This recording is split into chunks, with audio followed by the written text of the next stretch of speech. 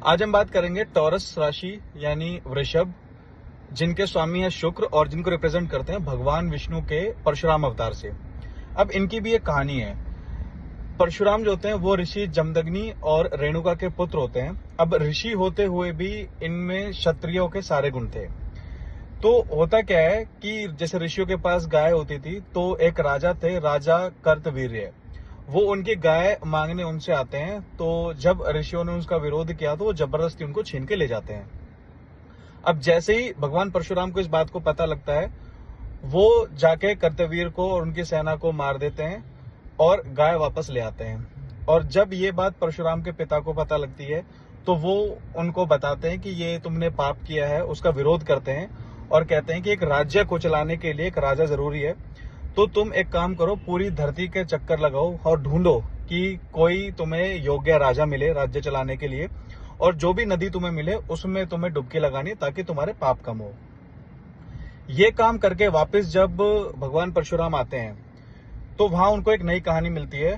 होता क्या है, जो उनकी माता होती है रेणुका, वो नदी किनारे कुछ गंधर्वों को देखती है और उनको देख के मोहित हो जाती हैं।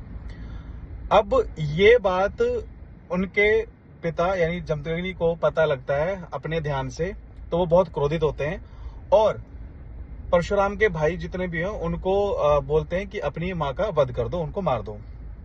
लेकिन वो सारे मना कर देते हैं, सब डिसोबे कर देते हैं।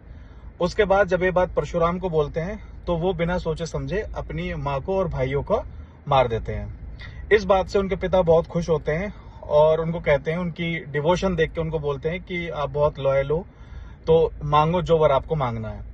अब यहाँ डिवोशन जो है, जहां भी आपके चार्ट में शुक्र होगा वहां आपको डिवोशन देखने को मिलेगी। फॉर एग्जाम्पल 2nd हाउस और 7th हाउस, ये दोनों आपके शुक्र के हैं। 2nd राशि एंड 7th राशि।